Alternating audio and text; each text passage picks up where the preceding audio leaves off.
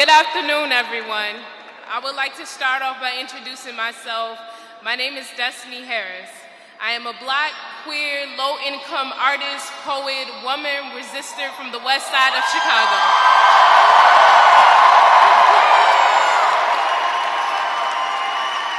And despite how young I might look in comparison to everyone else here, including Bernie, I am in fact 18 years old and of voting age.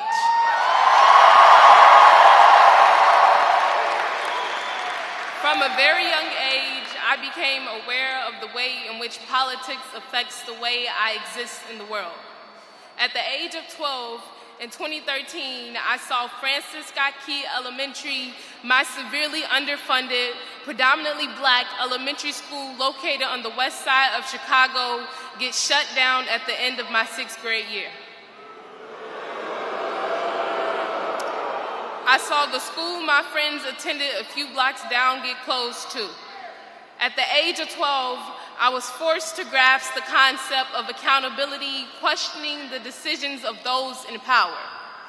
Who allowed and approved of the closing of 50-plus schools, most of which were located in what I later to learn to be predominantly Black and Latinx, severely under-resourced communities in Chicago?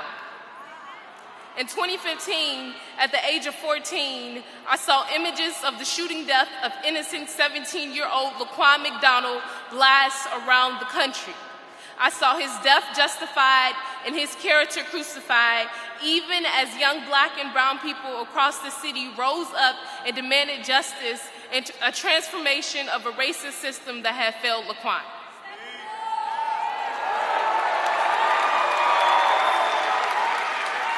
Today, I am 18, and the fight against social inequality is in every breath I take, is fueling up my body in resistance in every meal I eat, and resting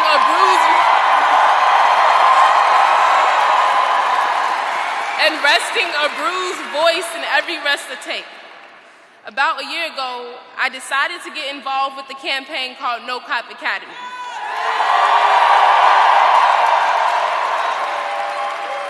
A youth-led, adult-supported campaign calling out Rahm Emanuel's proposed $95 million police training facility to be built in the Chicago neighborhood with the lowest per capita income.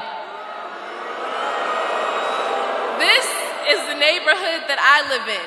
This proposed new police training academy comes years after the closing down of 50-plus schools under the claims of the city not having enough money to invest in dilapidated, discarded schools. The proposal of this cop academy comes as a direct response to the shooting of the death of Laquan McDonald. A $95 million cop academy being built on the justification of the Chicago Police Department needing better training, which, let's remember, a building is not the same thing as curriculum.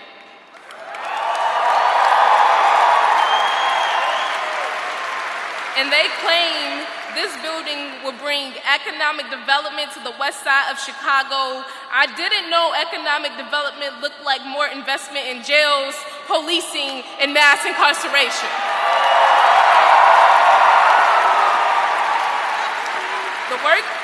The work I've done with No Cop Academy expands far beyond demanding a shiny new building not be built at the cost of Black and brown lives. We've been arguing, we've been demonstrating that real community safety is about investing. It's about investing in our schools, in our clinics, in our youth. Real community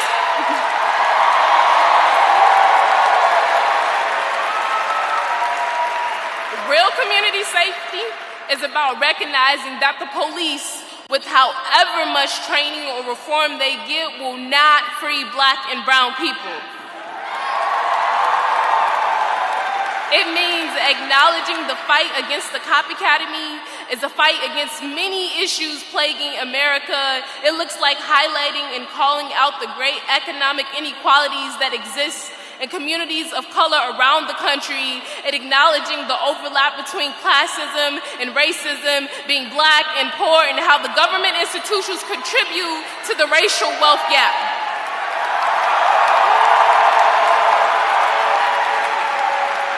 It means realizing The fight against the police academy is also a fight against the eventual displacement of residents, the rising prices of rents, the removal of affordable housing, and resistance against housing discrimination.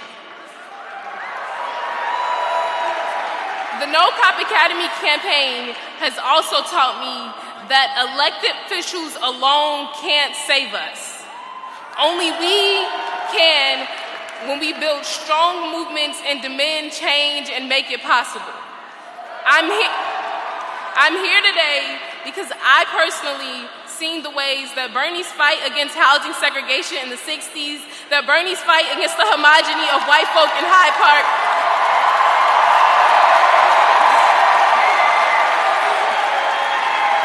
that Bernie's fight against the homogeny of white folk in Hyde Park and against the University of Chicago is a fight that never went away, only evolved. Decades later, the University of Chicago is still displacing Black, Latinx, and poor people, and a community benefits agreement for the Obama Presidential Center is something that local residents are still fighting for.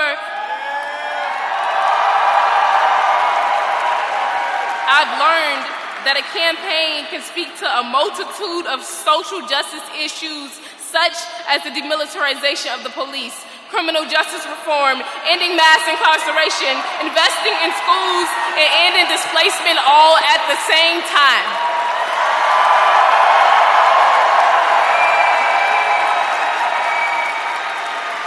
I've learned that when we build movements that make bold and visionary calls, there are politicians such as Bernie who will be willing to stand on the side of justice when it comes to addressing each issue, no matter the cost.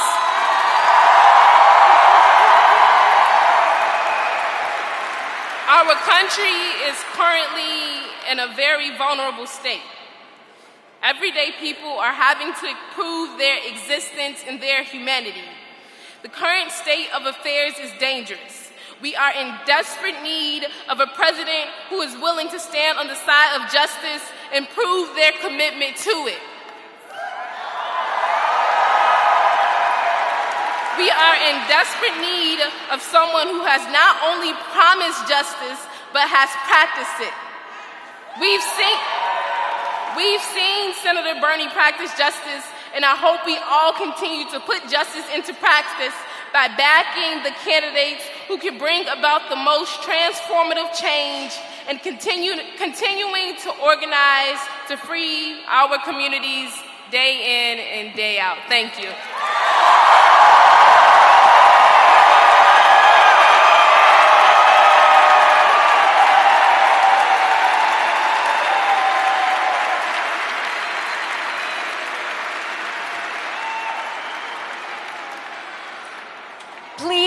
Welcome award-winning photographer and filmmaker Danny Lyon.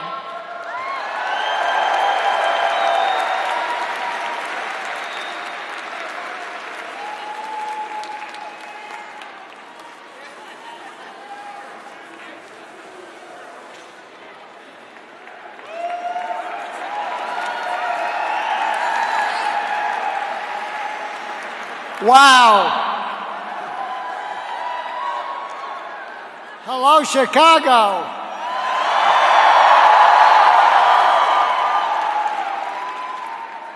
Hello, University of Chicago. In 1959, I came to Chicago as a student and landed at Midway Airport on a propeller plane. There was no O'Hare Airport, and I got off and stood on the tarmac. I lit a cigarette and vomited. Because I didn't smoke. They called me last night, and I said, "What do you want me for?" And they said, "Because you went to school with Bernie."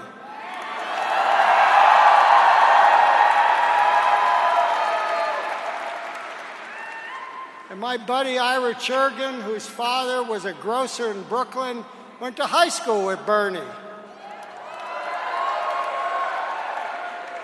And in the summer, Ira went to look for an apartment, and he knew Bernie was coming to the University of Chicago, and he said, Bernie, I'm on the phone, Bernie, I found an apartment.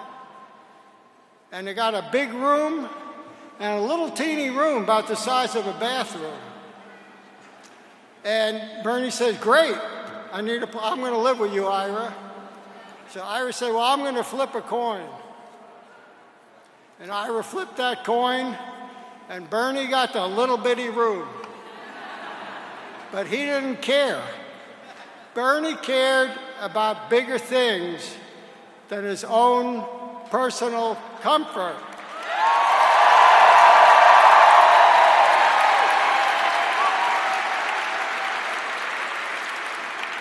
And I became the campus photographer. And I took pictures of everything, and the next year, a friend of mine, Bob McNamara, who was in CORE, the Congress of Racial Equality.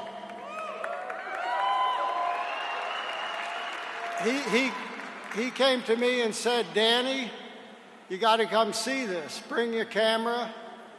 And I went over to the administration building, and you couldn't get into the chancellor's office because students, led by Bernie, were sitting down and blocking the entrance to the chancellor of the University of Chicago.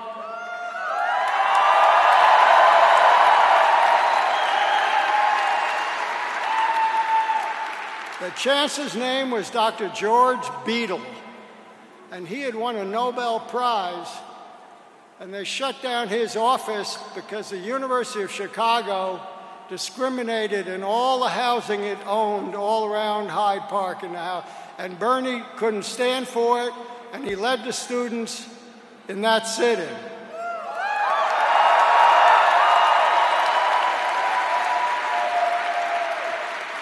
And I have pictures to prove it.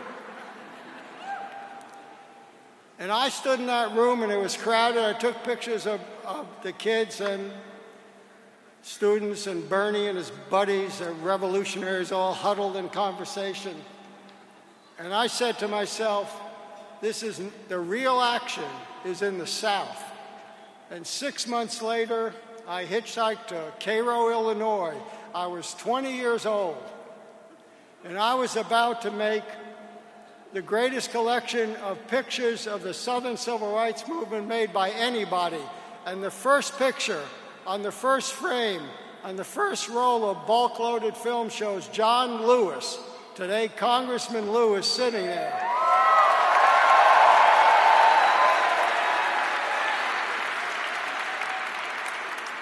And John led a protest, and he kneeled down and prayed, and I took a picture, and we made a poster saying, "Come, let us build a new world together."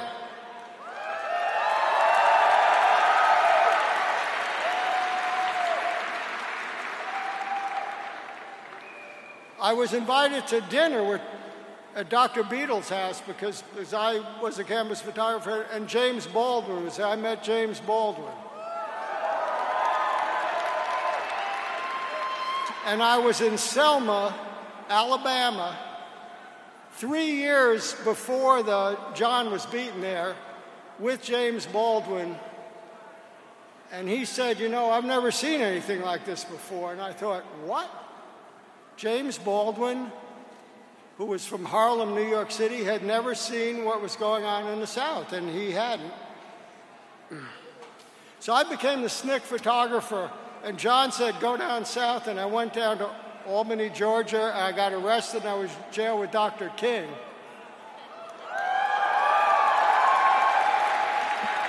Chicago was a hotbed of activism. Chicago had the biggest support groups for SNCC. Chicago had Bernie.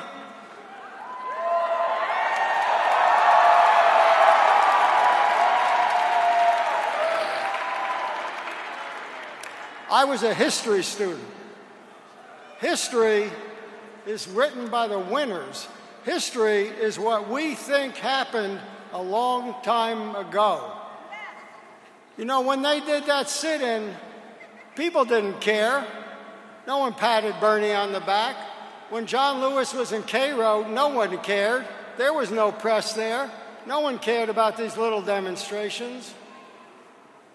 But that demonstration that he led was the first sit-in to take place anywhere in the North. It took place in January of 1962.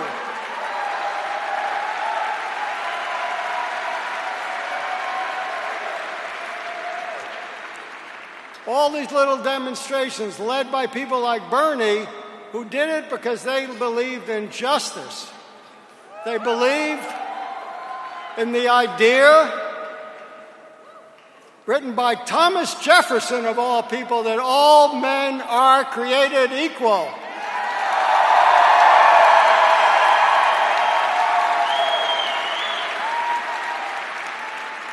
Think of that. This strange man created an idea that we all believed in, that I believed in high school, and Bernie believed in, and we still believe in. 18 months after Bernie led that sit-in, 14,000 young people like yourselves were arrested in the South. It was called the Firestorm. It was the high water mark of the Southern Civil Rights Movement. And another 3 years after Bernie led that sit-in, John Lewis was beaten down on the Selma Bridge. And by then, we had won. We had won part one of the study of the struggle for justice in the United States. Part one of making all men equal.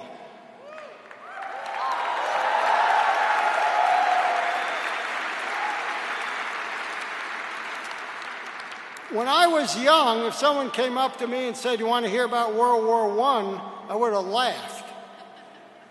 Young people don't want to know about history. Young people want to make history.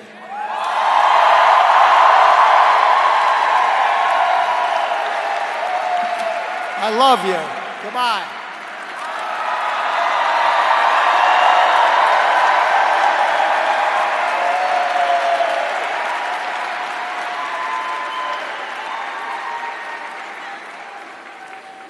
And now, local activist and youth leader with the Logan Square Neighborhood Association, Ashley Galvin Ramos.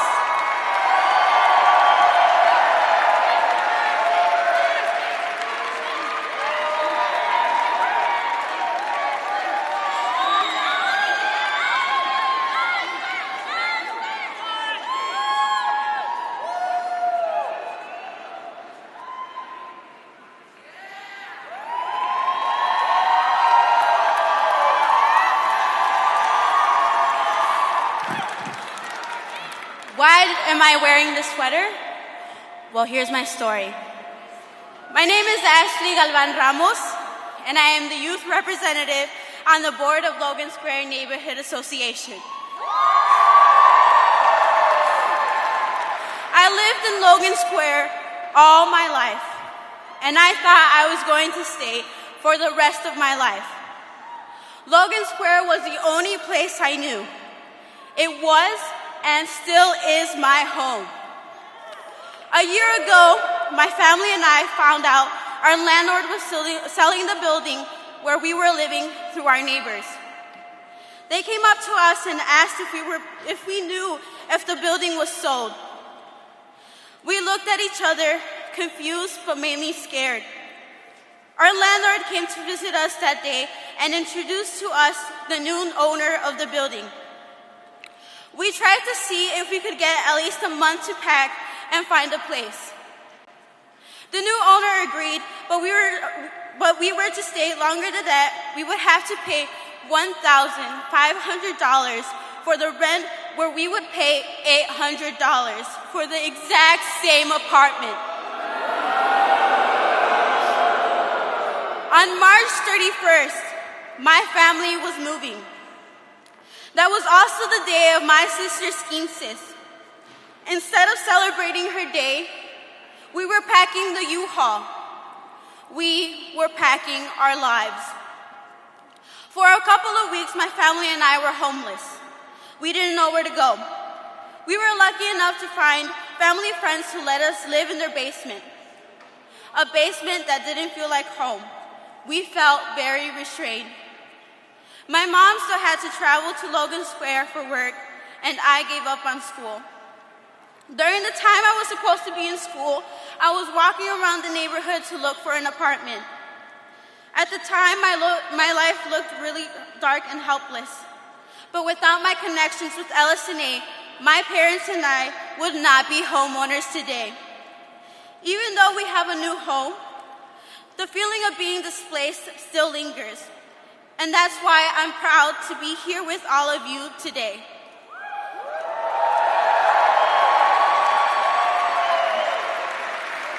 My story is only one out of the many who have been affected by gentrification. My youth at LSNA have been working hard to find a solution to stop gentrification in our communities beyond Logan Square.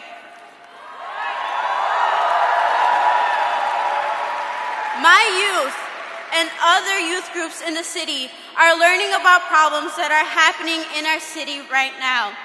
They are uniting and going up to people empowered to be heard, and they will be heard. We need to hold our leaders accountable. Senator Sanders is a rare leader who does the right thing even when we don't notice. Whenever you see those votes in the Senate where there are only a handful of senators voting to protect working people, you always know Bernie is one of those votes.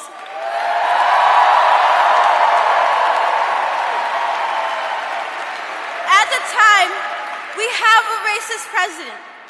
We need a new president who has had the experience fighting on the front lines of that civil rights struggle. Bernie Sanders would be that president.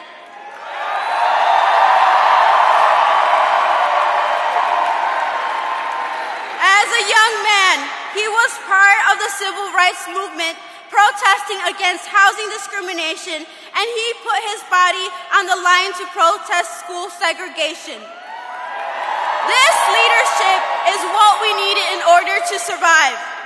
We need this leadership to keep our community ours. This campaign is bigger than any one place or region. This is a campaign about uniting the entire country to defeat Donald Trump and transform this country into the compassionate, progressive country we know it can be.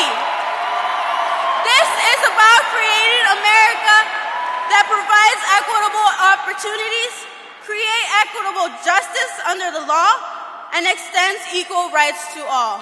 Thank you.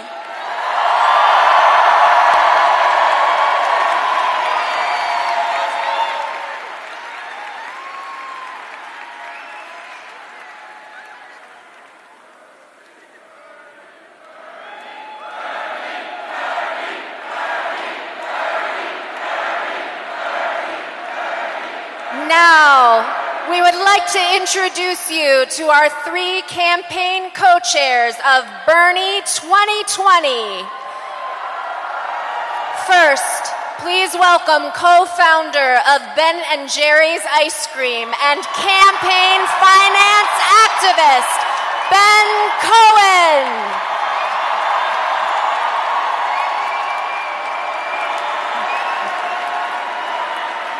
Wow. Chicago is rocking tonight. You guys are looking good. And you sound good. It's an honor to be here on this stage with the people who have come before me. You know, before Bernie, I used to be the most famous guy from Vermont. So it's with great pride and joy that I give that mantle up to Bernie.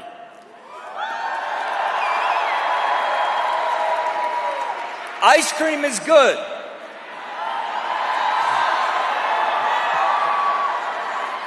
But a president of the United States that truly stands for justice in all its flavors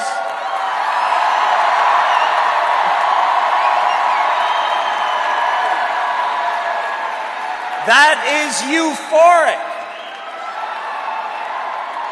And that's why I'm here with you tonight in Chicago instead of being back home in Vermont licking ice cream. You know, euphoria is a high-minded word. But the reason Bernie will be able to transform Washington is that he's down to earth. He has a vision, and it's pretty basic. He believes that the United States should work to improve the lives for everyday people.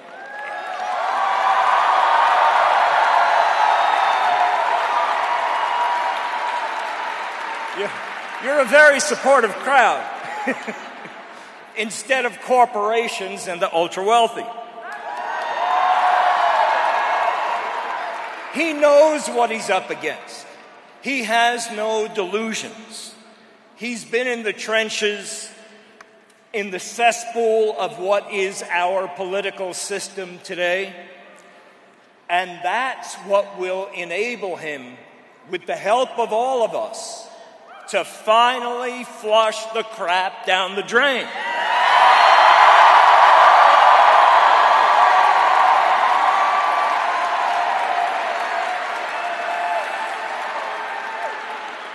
You know, I don't see Bernie as a politician in the normal sense of the word. He is a fighter for justice, social, racial, and economic. And he uses politics as a means to that end. You know, before Bernie, I never had a mayor that represented my values, or a congressman, or a senator. And I can tell you that it feels really good.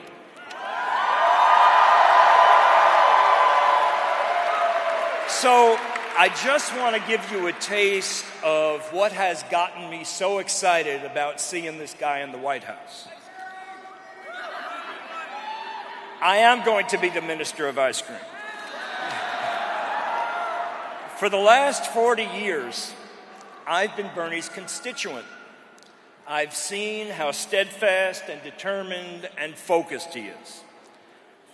For these last 4 decades, he has worked consistently to improve the lives of regular, everyday people and those who are oppressed.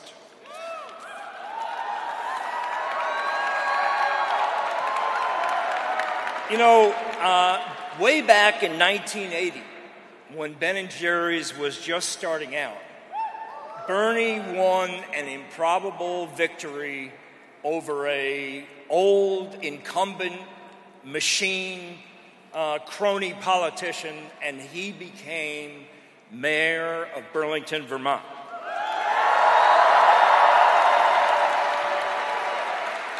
His first act was to shut down plans for expensive condominiums that would have privatized the lakeshore of Lake Champlain. And instead, he opened up a park that made it open to everybody.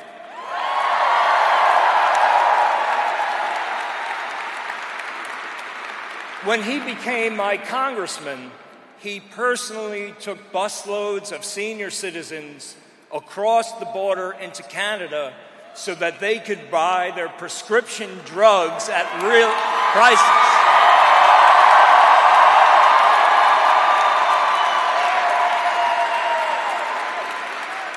He co-founded the Progressive Caucus in the House, which has now become the biggest values-led caucus. He voted against NAFTA before being against NAFTA was cool. He voted against going to war in Iraq twice.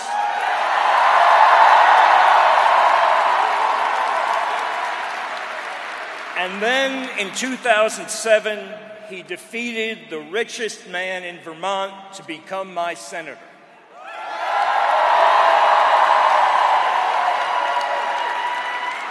As a senator, he worked with conservatives to force the first ever audit of the Federal Reserve Bank, which revealed $16 trillion in ultra-low interest loans to big banks and numerous instances of conflicts of interest after the financial collapse of 2008. Then he led a successful effort to stop the so-called chain CPI, and that enabled recipients of Social Security and veterans to continue to receive the benefits that they deserve.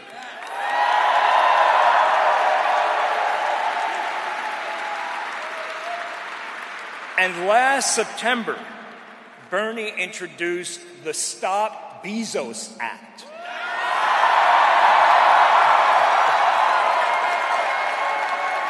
That stands for Stop Bad Employers by Zeroing Out Subsidies. It requires large corporations that pay lousy wages, that force their employees to use Medicaid and food stamps in order to get by, to reimburse the federal government for those costs.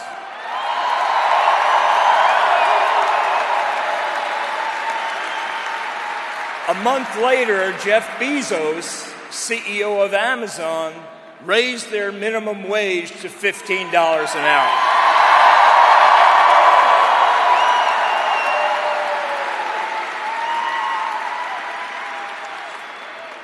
You know, when Bernie ran for president the first time and said he wouldn't take any big money, I thought it was a mistake, that he would never be able to raise enough money to be competitive. And then I came to understand it. He knew that if there weren't enough small dollar donors to get him into office, that he would never have the army of people that would be necessary to enable him to accomplish the big changes that he needs once he gets there.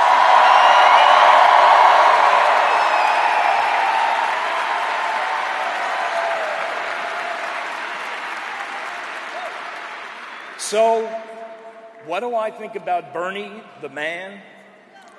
Well, he's always been the same. He never wavers. He has a clear vision of how to make America kind again.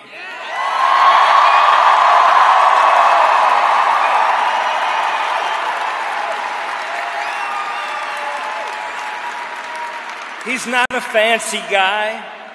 He's pretty down home, no airs. And I like his hairstyle. That never changes either. He doesn't go with the trends, he sets the trends. Small donor-funded campaigns, universal health care, publicly funded colleges and universities.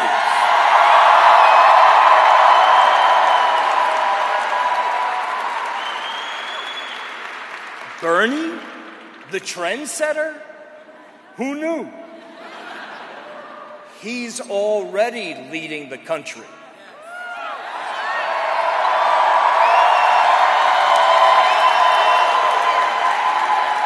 Just look at all the other candidates that are following him. Thank you very much. It's been great to be here with you, Chicago.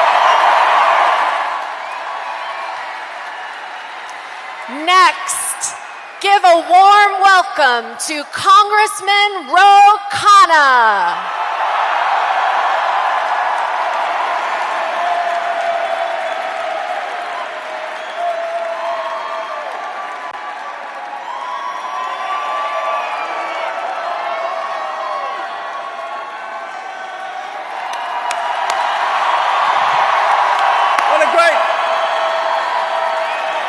What a great crowd!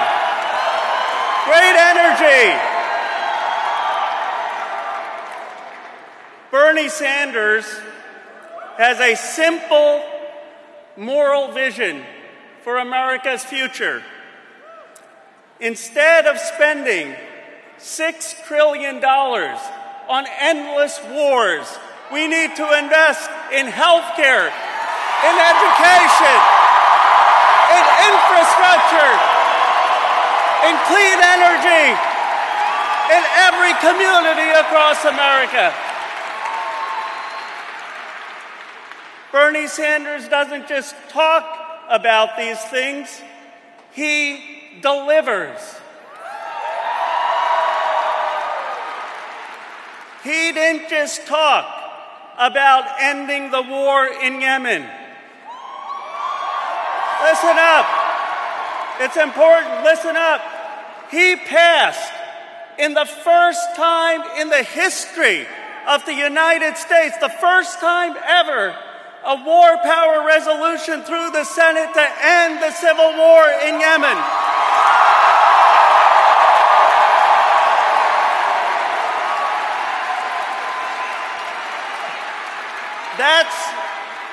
That's about saving lives. 14 million Yemenis who face possible famine. But let me tell you, it's more than that.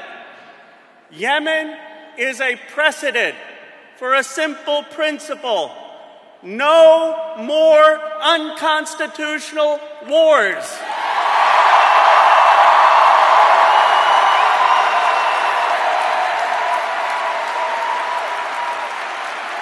And I know when Bernie Sanders is president, he will not get us into a single war without congressional authorization.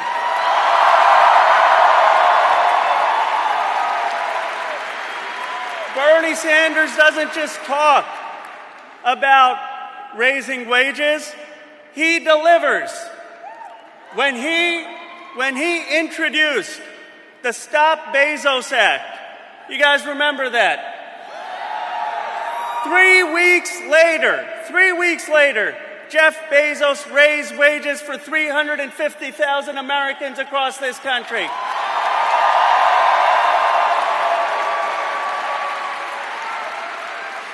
Here's my question.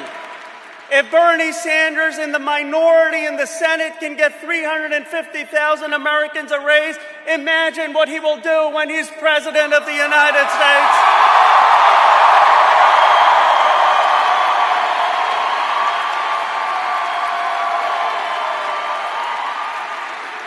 Bernie Sanders doesn't just talk about Medicare for all because it's fashionable.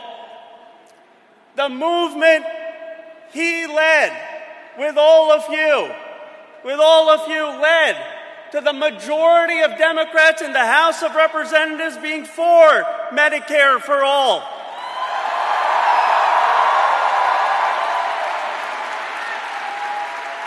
And with his leadership, we will finally get a vote in the House and the Senate for Medicare for all and get that passed.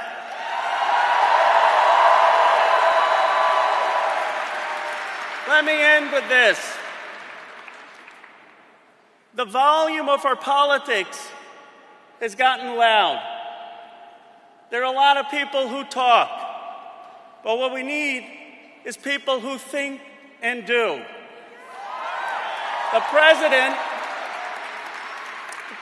loves to talk and talk and talk. 2 hours yesterday.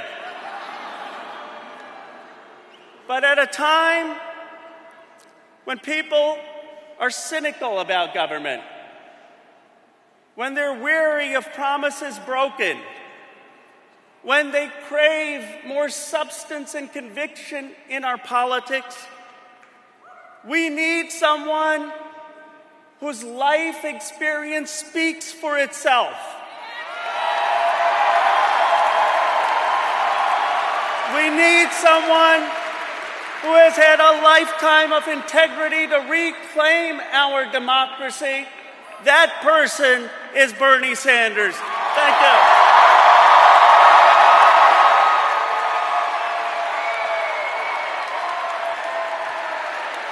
Finally, please welcome to the stage Senator Nina Turner.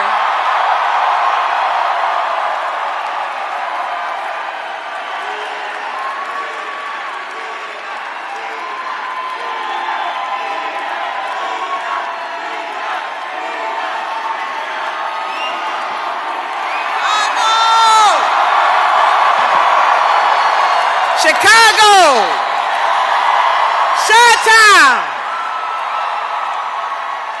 in the house. Oh my God. Can I just say that it's Sunday? Can I just say, oh my God? It's so amazing to join you tonight. I love you too, darling. So amazing to join you tonight. And for every speaker and to the co-chairs, and I got to give a shout out to Mayor Cruz from San Juan, Puerto Rico. She's one of our co-chairs and she's back at home, so I got to give her a shout out.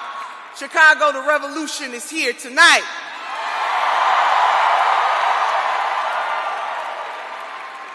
And we are here because you are here. We are here because the needs are here. And we are here because the opportunities are here. You know, Sister Destiny did that thing. I was back there and I told her, well, she took all my notes. And I got to shout out Tommy's Reunion Choir. Didn't they do that? They did that. As my two co-chairs, Brother Ben and Congressman Rowe, laid out why it is so important that at this momentous moment in our history, that we aim for not only half measure, but we aim for transcendence. The Reverend Dr. Martin Luther King Jr. Chi-Town. And he came here in the 60s. And you see, this history is important. You know, there's a lot of folks out there talking about, why are you talking about his history? Why do you talk about history? I talk about history because Brother James Baldwin put it this way. He said, know from whence you came. If you know from whence you came, there is virtually nowhere that you cannot go. Our history matters. How we got here matters. So in the 1960s, the Reverend Dr. Martin Luther King Jr. and his contemporaries, there were other folks helping the man do this work, but he recognized that in the slums of Chicago, that African American folks in this city, in this state, were treated like second-class citizens. He understood the call, the differences between the North and the South, and what was necessary to do in the North to bring nonviolent civil disobedience to this city.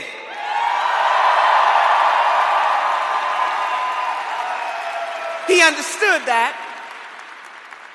And he also understood this, and I want this to be the very foundation of what I have to say here tonight. Just as I said to our sisters and brothers in Brooklyn, I say to you that the Reverend Dr. Martin Luther King Jr. said this. He said, the ultimate measure of a man is not where they stand in times of comfort and convenience. It is where they stand at times of challenge and controversy. The measure of a man. In Chi-Town, I say to you, as the speakers before me have laid out the measure of the man by the name of Bernard Sanders.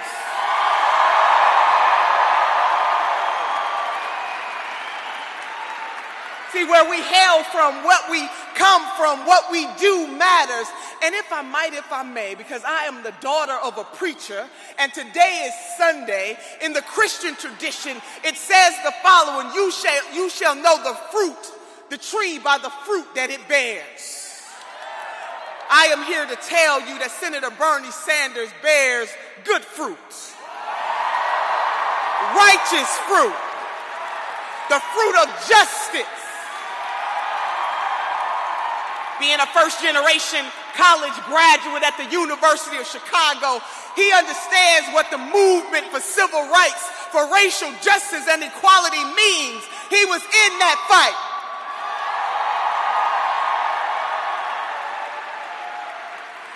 But it's not just about what he did way back then. When some of you in this room were not even born, it is also about what he does right now in this moment with the power that he has. He could have easily, sisters and brothers, I want you to hear me, he could have easily stopped his work after the campaign in 2016, but he did not do that. This is the man who was on the front line with striking Verizon workers.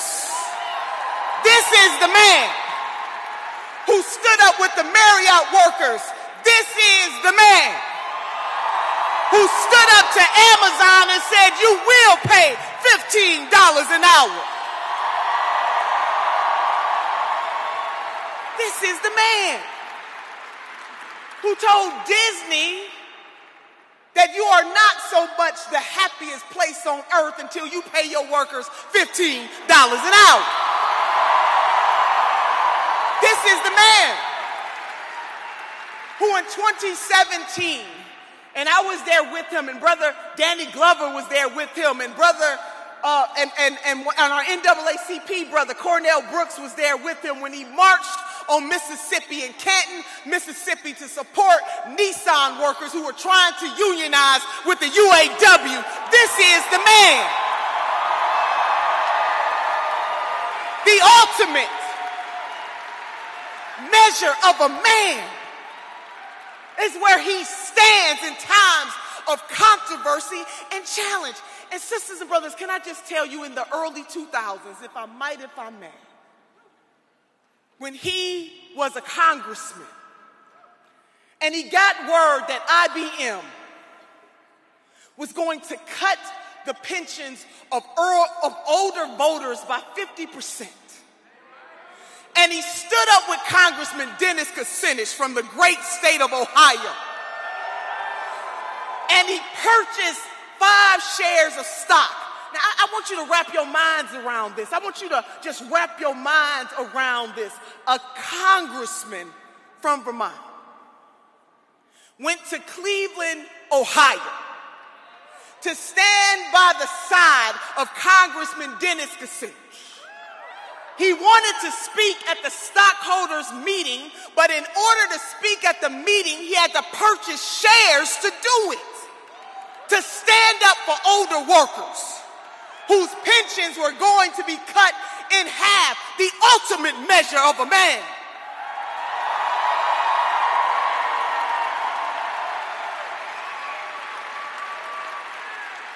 And sisters and brothers, we got the receipts. We got all kinds of receipts. So let me just say this to you, because I'm feeling this thing. They didn't give a sister a cordless mic tonight. They said I would be all over the stage. But I just want you to wrap your minds around this. That with these hands, can you raise your hands wherever you are in this space right now? With these hands, we will transform this country. With these hands, we will have Medicare for all. With these hands, we will have college for all. With these hands, we will secure for ourselves and future generations a better life. With these hands, we will have criminal justice reform. With these hands, we will strike down the vestiges of racism and discrimination and homophobia and xenophobia. With these hands. With these hands. And to my otherly abled sisters and brothers. See, us, we are on assignment. And our mission is so high, we can't get over it. And our mission is so low, we can't get under it. And our mission is so wide, we can't get around it. Be we black or brown or red or white or yellow or the swirl in between, whether we be gay or straight or Jew or Gentile or no religion at all, with these hands, whether we be Muslim, Buddhist, atheist, with these hands, we deserve better, sisters and brothers. So don't let the haters fool you, because haters gonna hate. But it's all right, we got the receipts. So I want you to be committed to this thing, because Senator Sanders cannot do this without us. He is a visionary who has always seen ahead of his time. He was one of only 2 white elected officials in the entire United States of America to back the Reverend Jesse Jackson's run for President of the United States of America with these hands.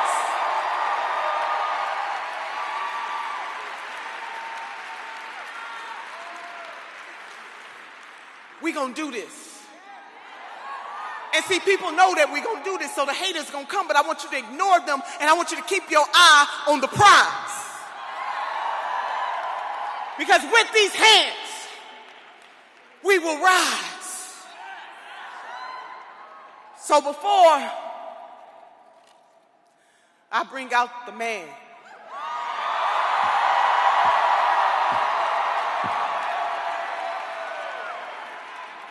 I want you to recommit yourselves that when you leave here tonight, that you're going to do all that you can. All that you can.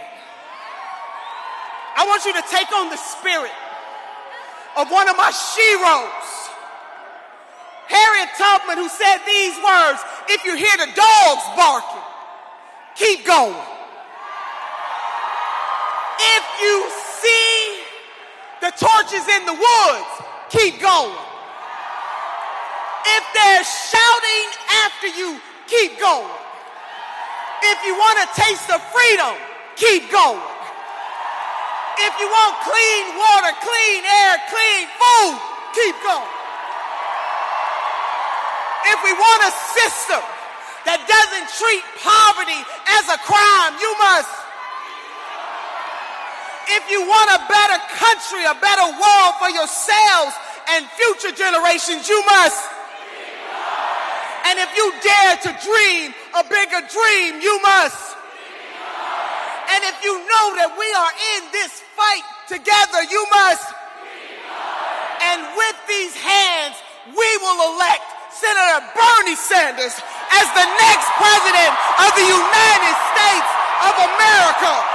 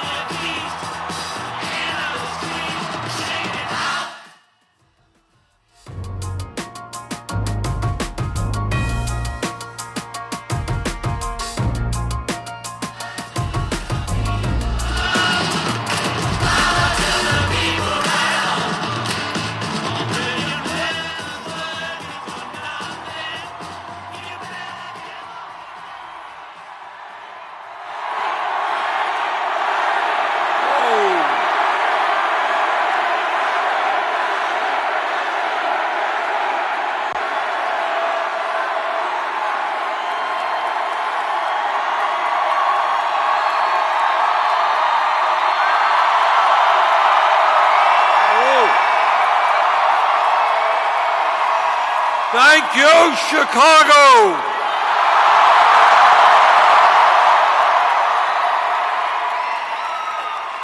It is nice to have a gathering with a few friends.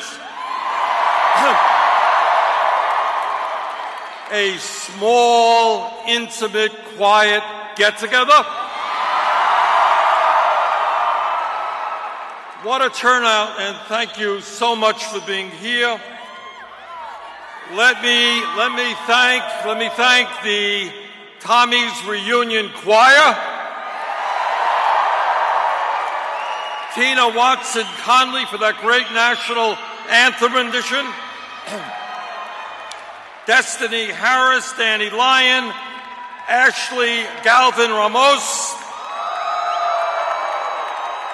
Let me thank the Ice Cream King from Vermont, Ben Cohn.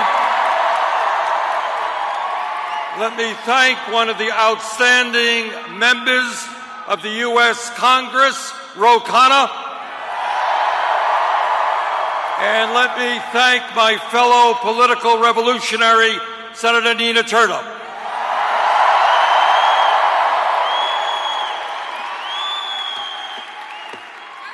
We are gathered here tonight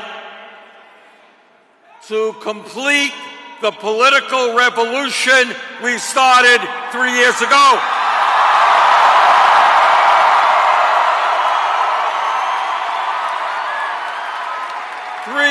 Ago, they thought we were kind of crazy and extreme. Not the case anymore. 3 years ago, the ideas that we brought forth here in Illinois and all over the country were rejected by Democrats. Not anymore.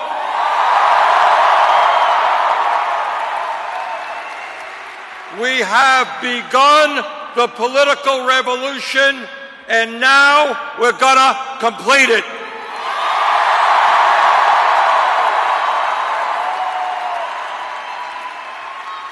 I want to thank all of you for being part of a campaign which will be unprecedented in modern American history.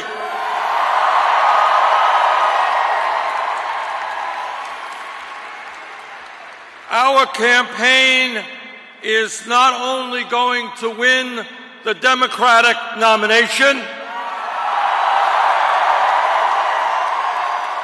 we are not only going to defeat Donald Trump,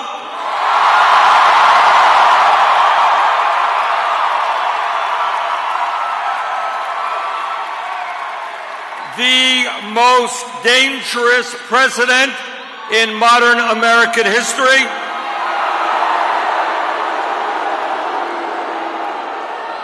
but with your help, we're going to do more than that. We're not only going to defeat Trump, we're going to transform the United States of America.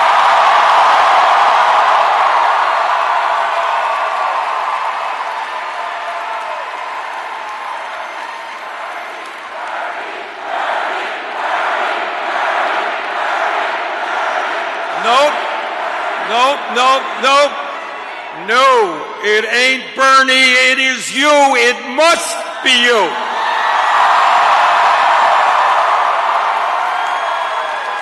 And the whole point of the political revolution is that nobody, not Bernie or anybody else, can do it alone. We have got to do it together by the millions.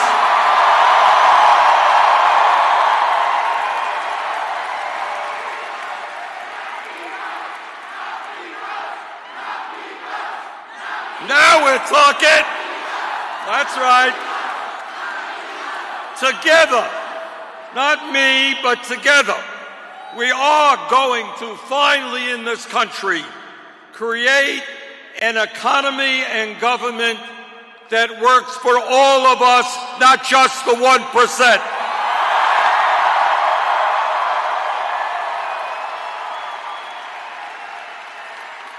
Together, we are going to create a political system which is based on the democratic principles of one person, one vote,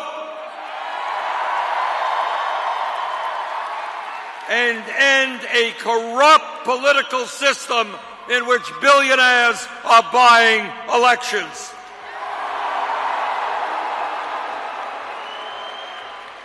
Today, I want to welcome you to a campaign which says loudly and proudly, that the underlying principles of our government will not be greed, kleptocracy, hatred, authoritarianism, and pathological lying.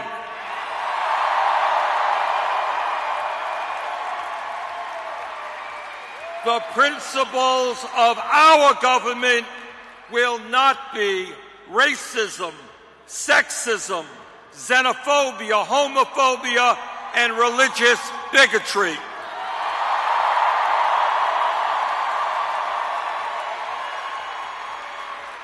All of that is going to end.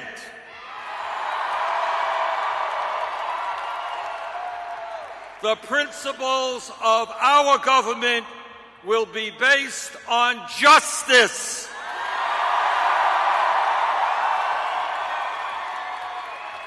On economic justice, on social justice, on racial justice, and environmental justice.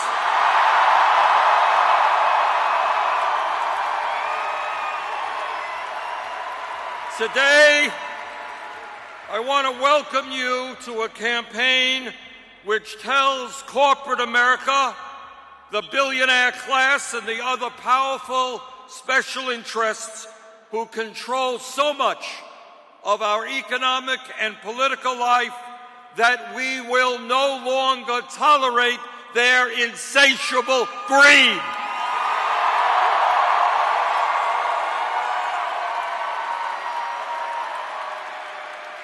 A greed which has resulted in our country having more income and wealth inequality than any other major country on earth.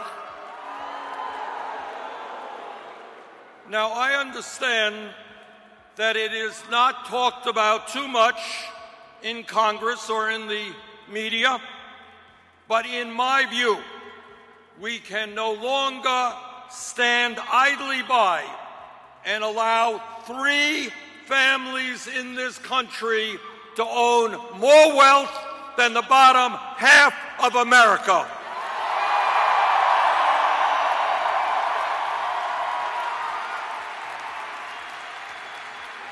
We cannot allow CEOs of major corporations to make over 300 times as much as their workers.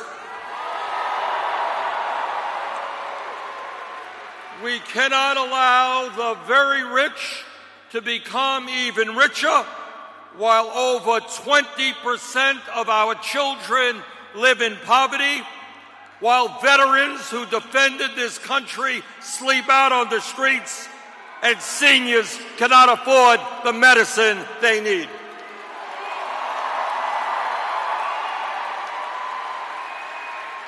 We will no longer accept 46% of all new income going to the top 1%, while millions of Americans are forced to work 2 or 3 jobs just to survive, and over half of our people live paycheck to paycheck.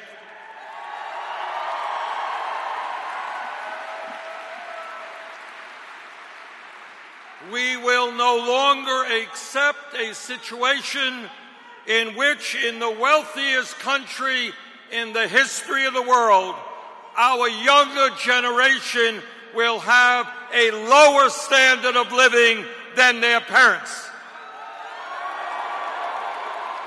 They will have lower wages, higher debt, unaffordable housing, and less mobility. Now, I've got 4 kids and 7 grandchildren.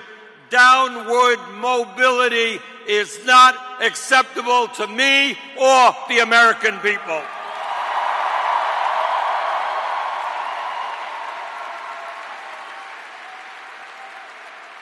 Today, we launch the political revolution.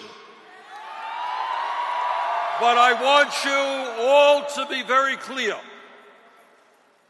And it's important that you are understanding what we are up against.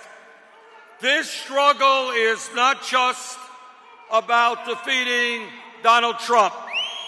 This struggle is about taking on the incredibly powerful institutions that control the economic and political life of our country. And I am talking about Wall Street.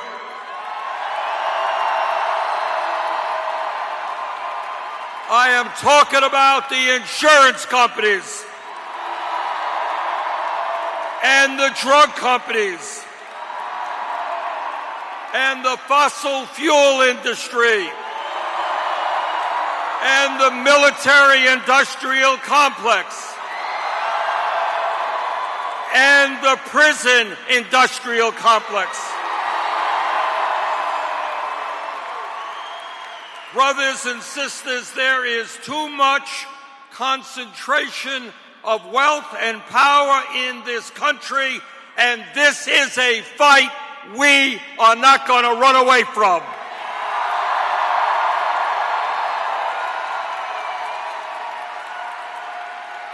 We believe in democracy, not oligarchy.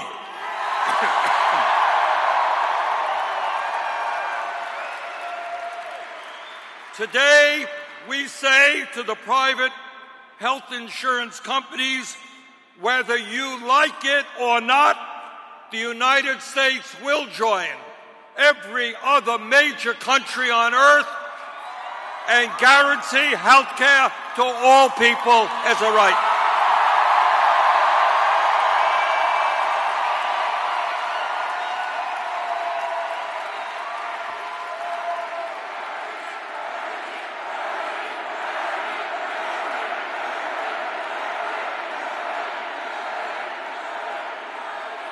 Health care is a human right, not a privilege.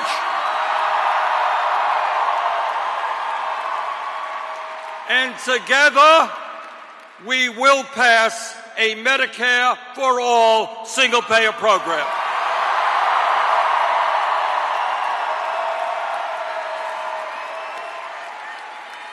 Today, we say to the pharmaceutical industry that you will no longer charge the American people the highest prices in the world for prescription drugs. The result being 1 out of 5 Americans cannot afford to buy the medicine their doctors prescribe. How crazy is that?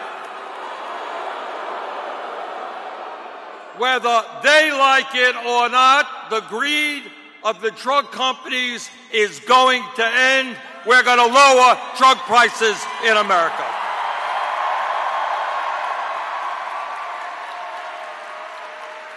Today, we say to Walmart and the fast food industry and other low-wage employers, stop paying your workers starvation wages.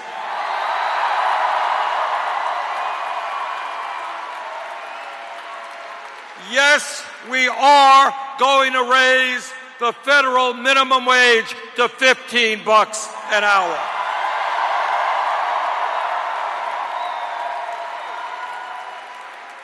It is not a radical idea to suggest that anyone in America who works 40 hours a week should not be living in poverty.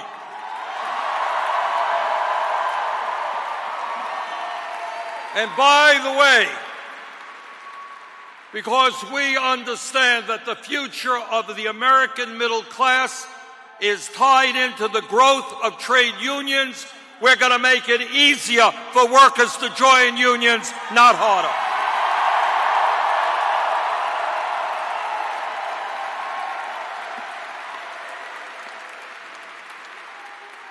Today, we say to the American people that we will rebuild our crumbling infrastructure, our roads, our bridges, our rail systems, our subways, our water systems, our wastewater plants, our airports, and affordable housing.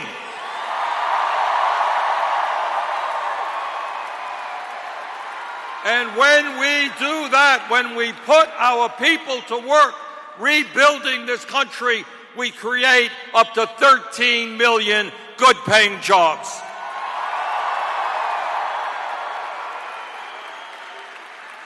Today, we say to the parents of young children in this country, we understand that 0 through 4 are the most significant ages of a human being, intellectually and emotionally.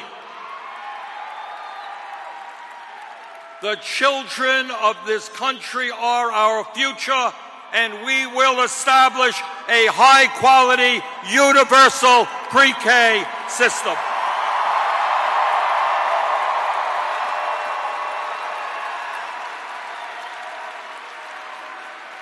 Today, we say to the young people that we want you to get the best education that you can,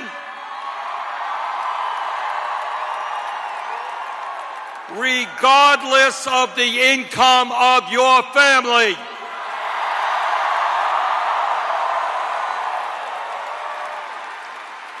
Good jobs require a good education, and that is why we will make public colleges and universities tuition-free.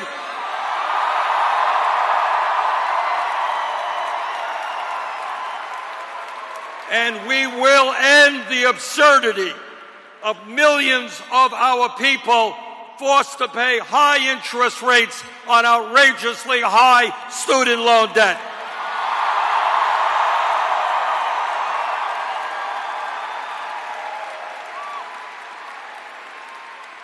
America once had the best educated workforce in the world, and we are going to make that happen again.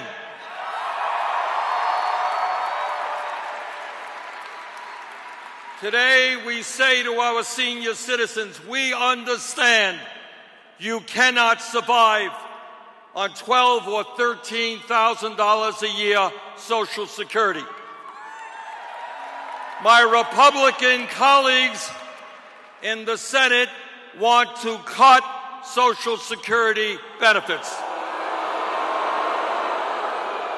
Well, we've got some bad news for them. We are not going to cut Social Security. We're going to expand expedited benefits.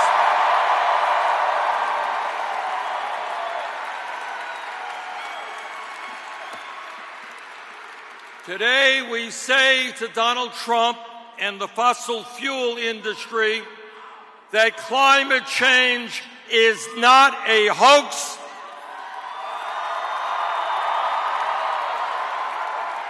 But is an existential threat to our country and the entire planet.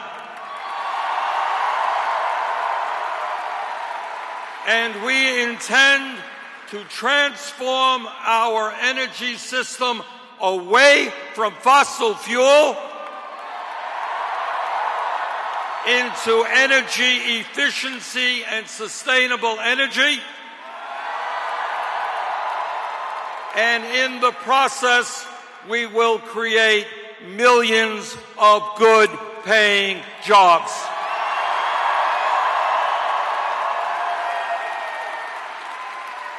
It is clear to me that every one of us has a moral responsibility to make certain that we leave to our children and our grandchildren a planet that is healthy and habitable. That's a moral responsibility.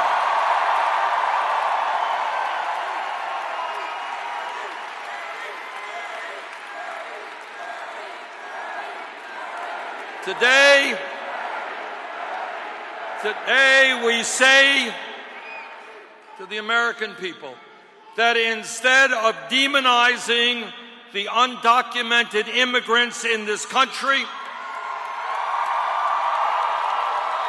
We're sick and tired of the demonization. We are going to pass comprehensive immigration reform and a path towards citizenship.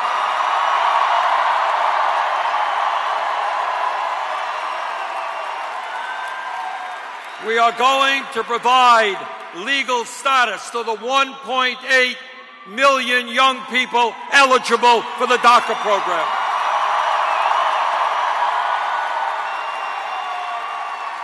And we are going to create a humane border policy for those who seek asylum.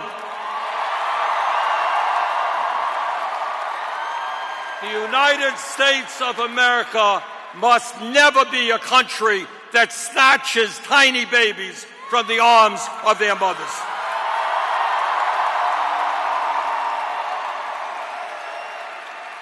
Today, we say to the top 1% and the large profitable corporations, people who have never had it so good, that under a Bernie Sanders administration, we're going to end the massive tax breaks and loopholes that you currently enjoy.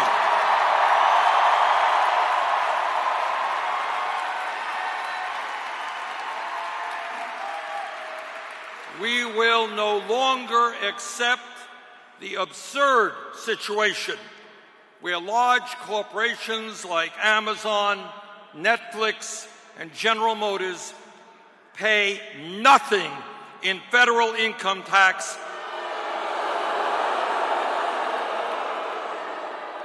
We will no longer tolerate a situation in which the wealthy and large corporations store tens of billions of dollars in the Cayman Islands and other tax havens. Together, we are going to end austerity for working families and bring some austerity to corporate America.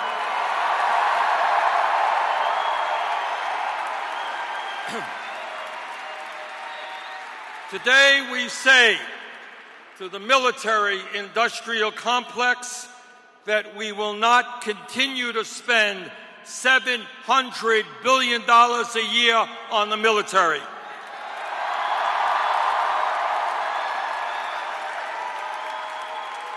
And that is more than the next 10 nations combined.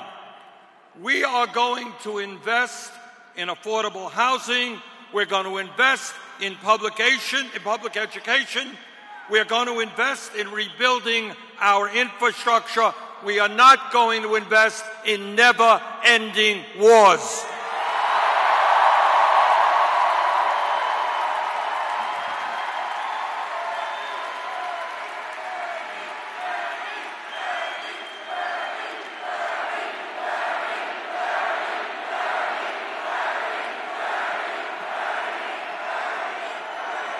I should mention to you that this morning, as it happens, I was in Selma, Alabama, to commemorate the 54th anniversary of Bloody Sunday, when civil rights demonstrators were beaten as they marched to the state capitol.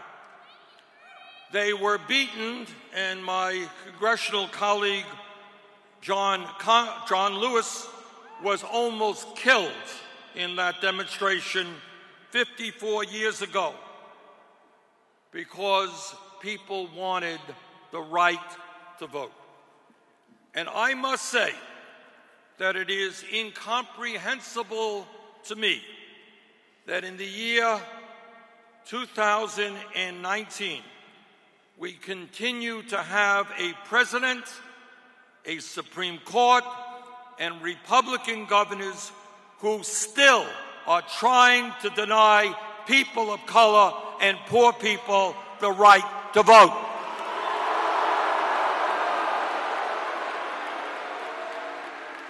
In the last decade, more than 30 states have considered voter suppression laws whose clear intent is to disenfranchise people of color. How pathetic, how cowardly is that?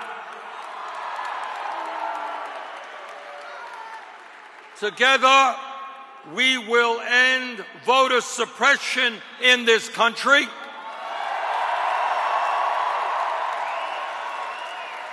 And move to automatic voter registration.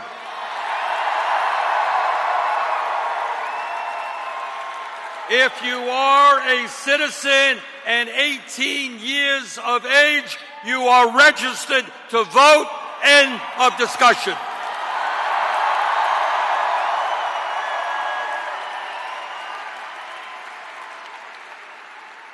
And when we talk about civil rights, let me become a little bit personal. As some of you may know, I spent 4 years of my life here in Chicago.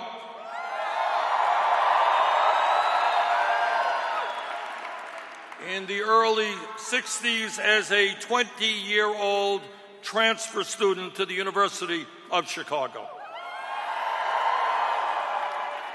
Now, I said this before, and I'll say it again, that my 4 years here in Chicago was an extraordinary moment in my life and very much shaped my worldview and what I wanted to do. I should also say that while the University of Chicago was and is an excellent school, the truth is that I learned a lot more off campus than in my classrooms. Now, that doesn't mean that you shouldn't go to your classes. As someone who came from a working class family that didn't have a lot of money, Chicago provided me, for the first time in my life, the opportunity to put two and two together in understanding how the real world worked, to understand what power was about in this country and who the people were who had that power. Those years enabled me to understand a little bit about how wars get started, to learn about racism and poverty and other social ills. My years here in Chicago gave me the opportunity to become involved in the civil rights movement, in the labor movement, in the peace movement, and in electoral politics. So thank you, Chicago, for that opportunity.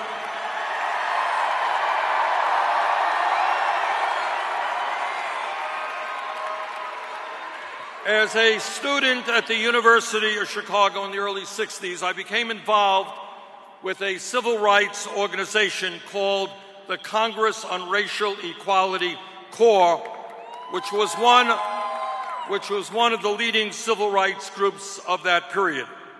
Now, some of you may not know this, but in the early 1960s, the University of Chicago owned segregated housing. Being audacious young people, black and white, our chapter of CORE wanted to expose the racist housing system run by the university. And so our CORE chapter did something pretty interesting. We sent white couples and black couples into the university-owned housing to pretend that they were looking for an apartment. And you can guess what happened. When the black couples showed up, there were just no apartments available. Sorry about that, there's nothing available for you. But a few hours later, when one of our white couples went in to look for an apartment, somehow, mysteriously, they found a choice of apartments. after documenting that clear pattern of racial discrimination, the students in CORE demanded that the university desegregate its housing.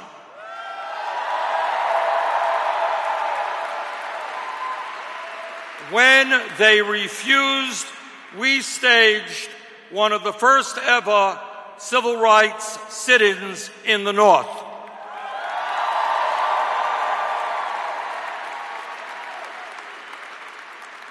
What we were doing here in Chicago at that time was significant, but it came nowhere close to what young people our age were doing in the South in groups like SNCC, the Student Nonviolent Coordinating Committee. We were protesting. They were putting their lives on the line, and some of them, in fact, were murdered. In 1963, I, along with a busload of other students from Chicago, took a 600-mile ride to Washington, D.C. for what remains in my mind an unforgettable day. We went to the nation's capital to participate in the March on Washington for Jobs and Freedom.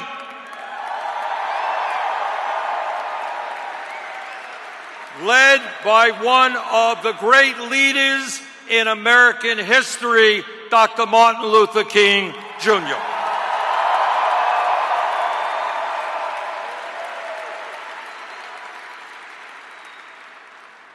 I had the honor of being there to hear him deliver his now famous "I Have a Dream" speech, and that was a day I have never forgotten.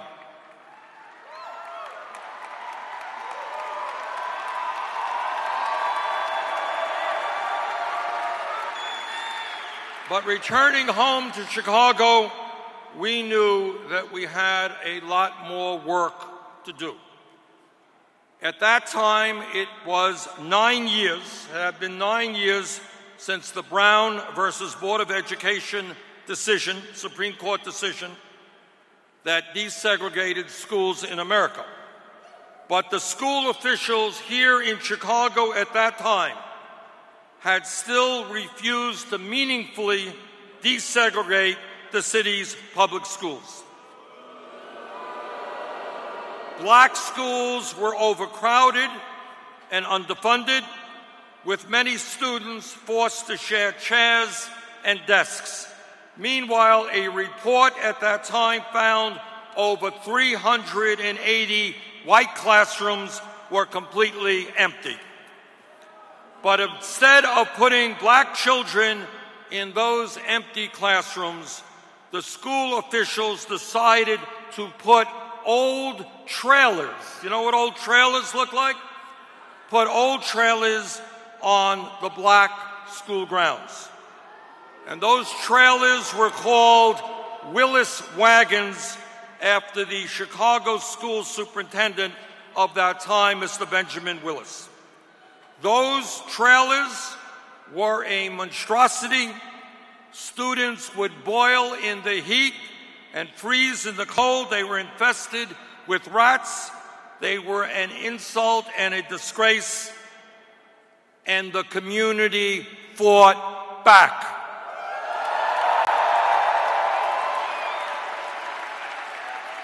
One day, many of us went to the spot where they were planning to put the trailers. We were corralled by the police and told not to cross a line. Well, some of us did cross that line.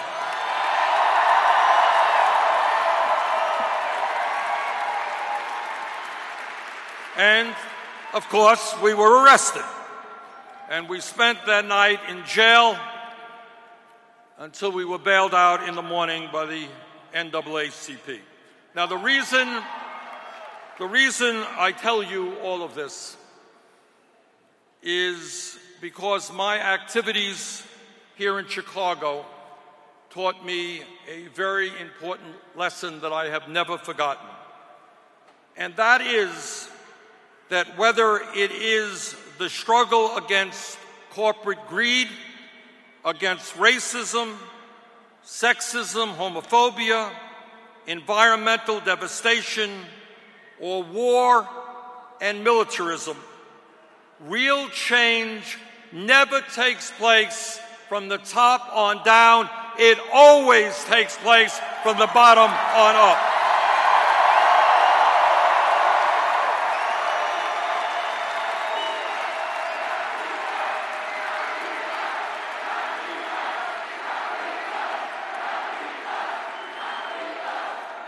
Have we made progress in civil rights in this country since the early 1960s when I lived here in Chicago? And the answer is yes, we have. But do we still have a very, very long way to go to end the institutional racism which permeates almost every aspect of our society? And the answer is absolutely.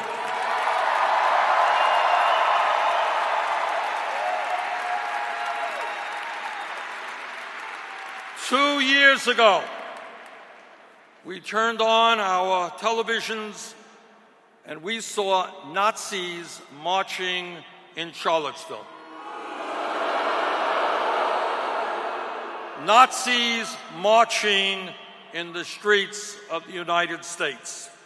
We have in recent years seen a major spike in hate crimes against blacks, against Muslims, against the gay community, against Jews, against Latinos, and other minorities. And over the last number of years, we have seen a terrible level of police violence against unarmed people in the minority community. Laquan McDonald, Sandra Bland, Michael Brown, Rekia Boyd, Eric Garner, Walter Scott, Freddie Gray, and many, many others, people of color, killed by police who should be alive today. Furthermore, we know that African Americans are twice as likely to be arrested and almost 4 times as likely to experience physical force in an encounter with the police. Today, black men are sentenced to 19% more jail time for committing the exact same crime as white men, and African Americans are jailed at more than 5 times the rate of whites. All of this and more is why we are finally going to bring about real criminal justice reform in this country.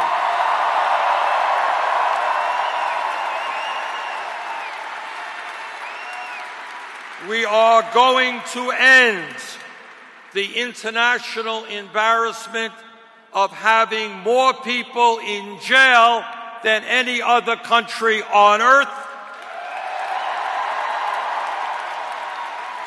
Instead of spending $80 billion a year on jails and incarceration, we are going to invest in jobs and education.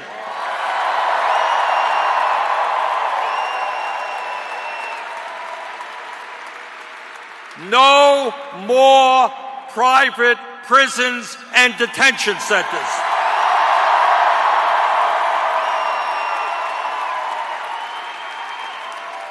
No more war on drugs.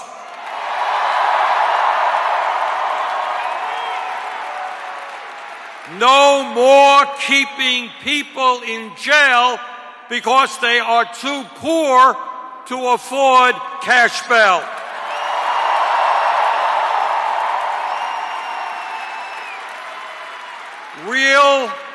Real police department reform led at the federal level, which says that lethal force is the last resort, not the first.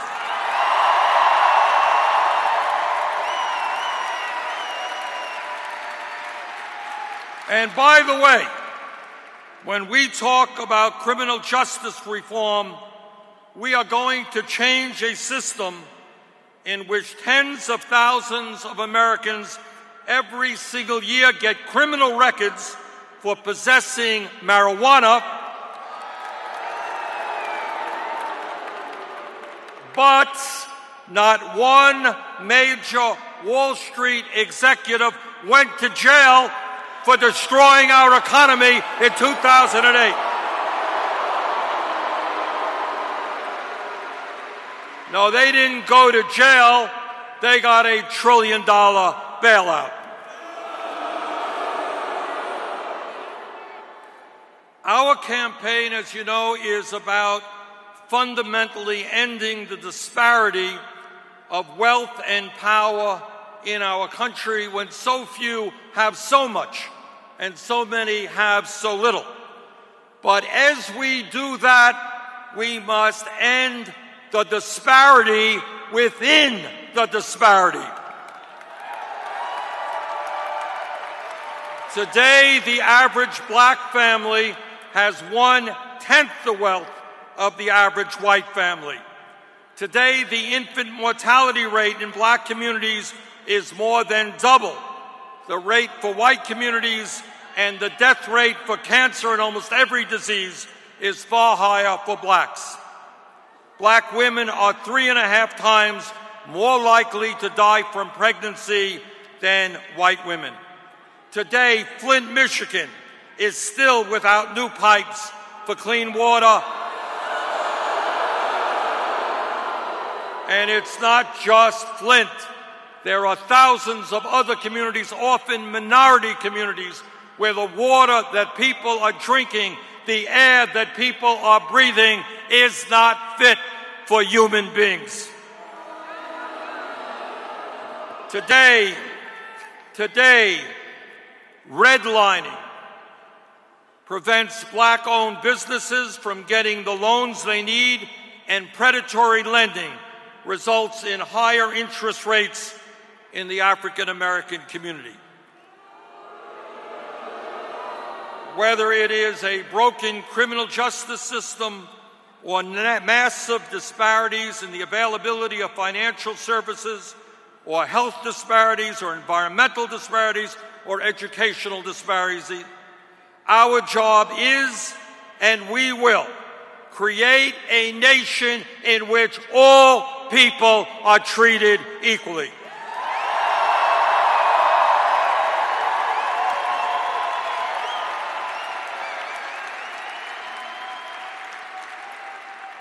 Brothers and sisters, over the last several years, you and I and millions of others have stood up and fought for justice from one end of this country to the other, and we have had some successes. Today, as billionaires and large corporations have attacked unions, destroyed pensions, deregulated the banks, and slashed wages, we have succeeded in raising the minimum wage to $15 an hour in state after state and city after city.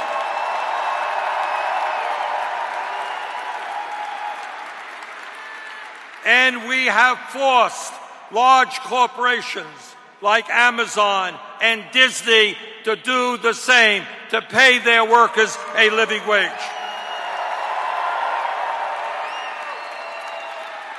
And as teachers all over this country have stood up and fought for a decent education for their kids,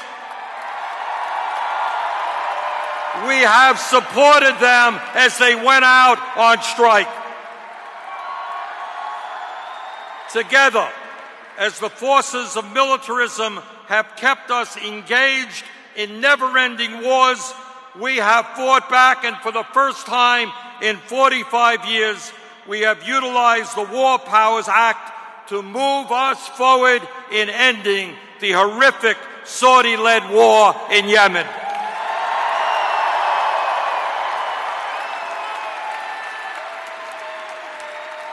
together, as so many of our young people have received criminal records for nonviolent offenses, we have fought to end the war on drugs, and we have seen state after state decriminalize marijuana or legalize marijuana.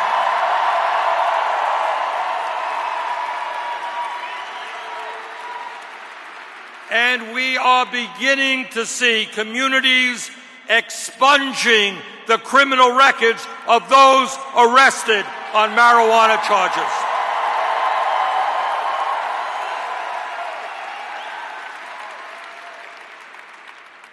We have won some victories, but our struggles have certainly not always been successful. But I am here tonight to tell you, because of all of the work that we have done together, we are now on the brink of not just winning an election, but transforming this country.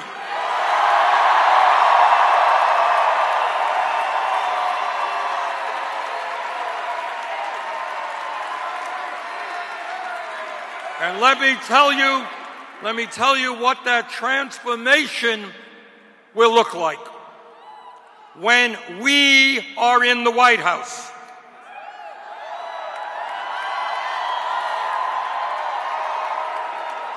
We will enact a federal jobs guarantee to ensure that everyone is guaranteed a stable, decent paying job.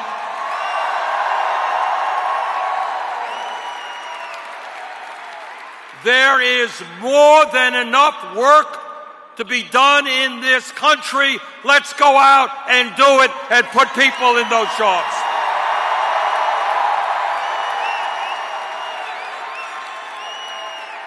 When we are in the White House, we will attack the problem of urban gentrification, and we will build the affordable housing this country desperately needs. When we are in the White House, we will end the decline of rural America, reopen those rural hospitals that have been closed, support family-based agriculture, and make sure that our young people have decent jobs so that they do not have to leave the small towns they love and where they grew up. When we are in the White House, we will move aggressively to end the epidemic of gun violence in Chicago and in this country.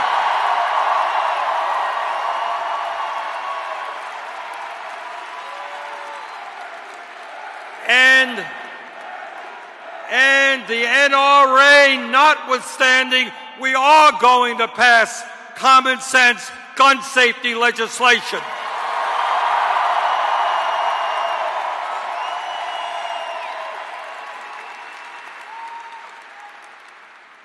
When we are in the White House, we are going to protect a woman's right to control her body.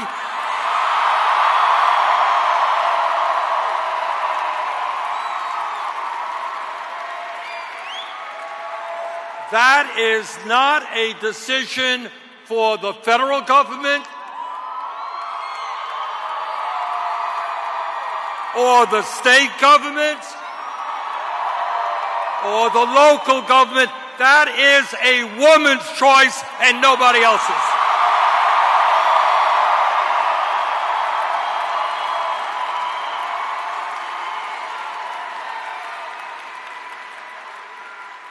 Brothers and sisters, we have an enormous amount of work in front of us, and the path forward will not be easy because the big money interests will do everything they possibly can to protect their financial interests. And they have an unlimited amount of money at their disposal. But it is an interesting point to make, that they may have an unlimited amount of money, but we have something they don't have and never will have, and that is a united people.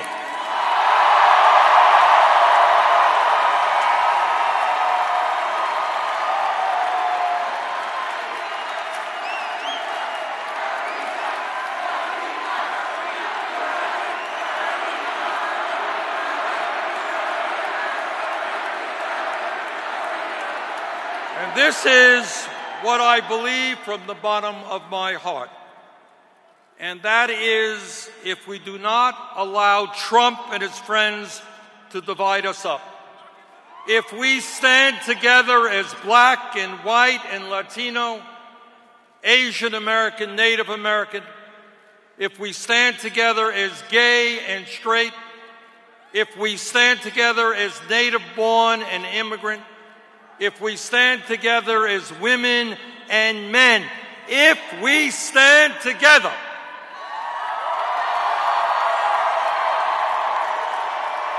if we stand together, urban and rural, north, south, east, and west, if we understand that there really is no such thing as a red state or a blue state, but that we are a nation in which in every single state, the majority of working people are struggling hard to provide a decent life for their kids.